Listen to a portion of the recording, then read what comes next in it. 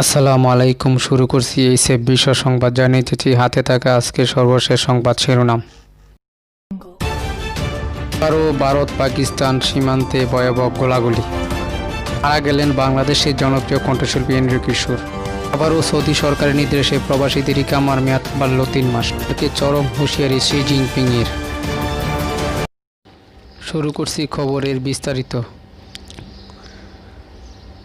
সীমান্ত সংঘর্ষ বিরোধী চুক্তি লঙ্ঘন করে কাশ্মীর ও ভারত পাকিস্তান সেনাদের মধ্যে ব্যাপক গোলাবর্ষণ শুরু হয়েছে। ভারতীয় গণমাধ্যমগুলো জানাচ্ছে, বালাকোট সেক্টরে ভারতীয় সেনা ছাউনি লক্ষ্য করে গোলাবর্ষণ করেছে পাকিস্তানের সেনারা। সীমান্ত সংলগ্ন গ্রামগুলোকে লক্ষ্যবস্তুতে পরিণত করেছে তারা। ভারতের প্রতিরক্ষা মন্ত্রণালয়ের মুখপাত্র কর্নেল দেবেন্দার আনন্দ বলেন, আজ সকাল 8টার দিকে পাকিস্তান সেনারা কাশ্মীরের পুঞ্জ জেলার বালাকোট সেক্টরে উল-আসির পাশে ছোট অস্ত্র দিয়ে গুলি চালিয়ে এবং মোর্টার দিয়ে গুলি চালিয়ে যুদ্ধবিরতি লঙ্ঘন শুরু করে।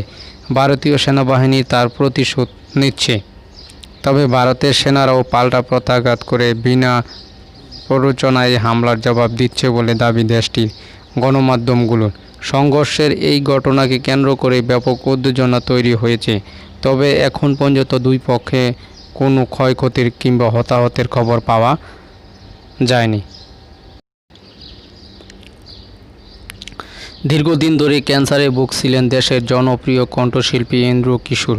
অবশেষে ক্যান্সারের কাছে পরাজিত হয়েছেন তিনি। সোমবার 6 জুলাই সন্ধ্যায় মারা গেছেন এই খ্যাতিনামা শিল্পী। মৃত্যুকালে তার বয়স হয়েছিল 65 বছর। সন্ধ্যায় রাজশাহী মহানগরীয় মহিষবাথান এলাকায় তার বোন ডক্টর শিখা বিশ্বাসের বাড়িতে তিনি শেষ ত্যাগ করেন। এর আগে সোমবার সন্ধ্যায় তার শারীরিক অবস্থা অবনতির কথা জানিয়েছিল তার স্ত্রী। জীবন মৃত্যুর সন্নিক্ষণে তাকে অক্সিজেন সাপোর্ট দিয়ে রাখা হয়েছিল।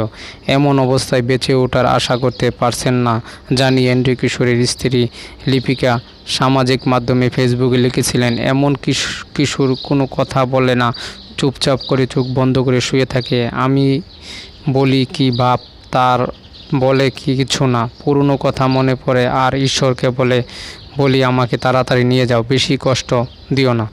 লিপিকা লিখেছেন, ক্যান্সারের শেষ ধাপে খুব যন্ত্রণাদায়ক। এন্ড্রু কিশোরের জন্য সবাই প্রাণ খুলে দোয়া করবেন যেন কম কষ্ট পায় এবং একটু শান্তিতে পৃথিবীর মায়া ছেড়ে যেতে পারে।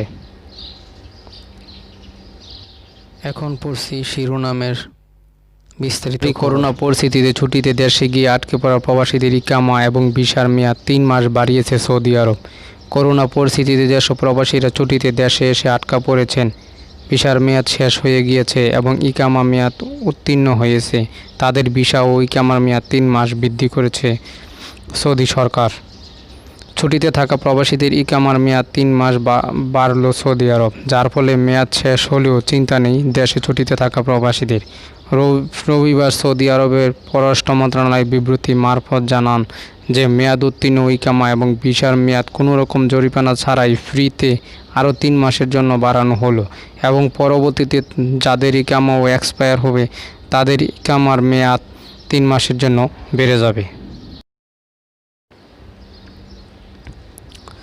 ক্রমশ জটিল হচ্ছে লাদাখের পরিস্থিতি। আলোচনার মাধ্যমে সমস্যার সমাধান করার কথা বারবার ভারতের পক্ষ থেকে বলা হচ্ছে, কিন্তু এরপরই সীমান্তে ওপারে রণসজ্জা সাজাচ্ছে চীন।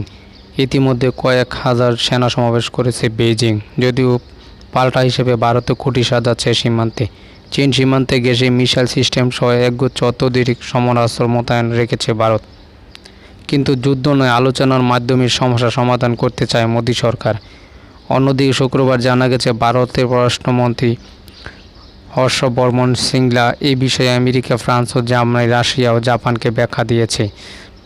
সীমান্তের সমস্যা সমাধানে গত 1 সপ্তাহ ধরে কী আলোচনা হয়েছে তা জানানো হয়েছে। অন্যদিকে শুক্রবার সকালে হঠাৎ করেই লাদাখে পৌঁছে যান ভারতের প্রধানমন্ত্রী নরেন্দ্র মোদী। সীমান্তে এক প্রতি মুহূর্তে চাপা টেনশন করা নজরদারি। এই পরিস্থিতিতে জওয়ানদের মনোবল আরও চাঙ্গা করতে লাদাখ পৌঁছে যান মোদী।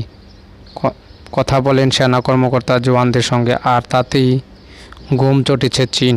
লাদাখে মোদী পা রাখার পর একের পর এক বিবৃতি আসছে বেজিংয়ের পক্ষ থেকে। কখনো আলোচনার মাধ্যমে সমস্যা মেটানোর দাবি, আবার কখনো হুমকি ও কমিউনিস্ট সরকারের মুখপাত্র Global Times of editor in chief Hu Xijin Modi Ladakh সফর নিয়ে টুইট করে বলেছেন, সেখানে প্রধানমন্ত্রী ওই দিন মোদি সরকার সফরের রাজনৈতিক চমকবাজ স্ট্যান্ড বলে ব্যাখ্যা করেছেন। এরপরই চরম হুঁশিয়ারি ওই এডিটরের।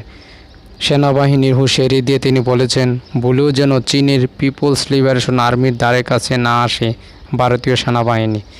টুইটে তিনি লিখেছেন, আমি বুঝতে পারিনি প্রধানমন্ত্রী মোদি সীমান্তে রাজনৈতিক চরমে দেখিয়ে কড়া কথা বলা দরকার হয়ে পড়েছে, কিন্তু দয়া করে চুপি চুপি সীমান্তে ভারতীয় জওয়ানদের বলে দিল যে চীনকে তোমরা চেনো, সে কিন্তু ভারতের চেয়ে অনেক বেশি শক্তিধর।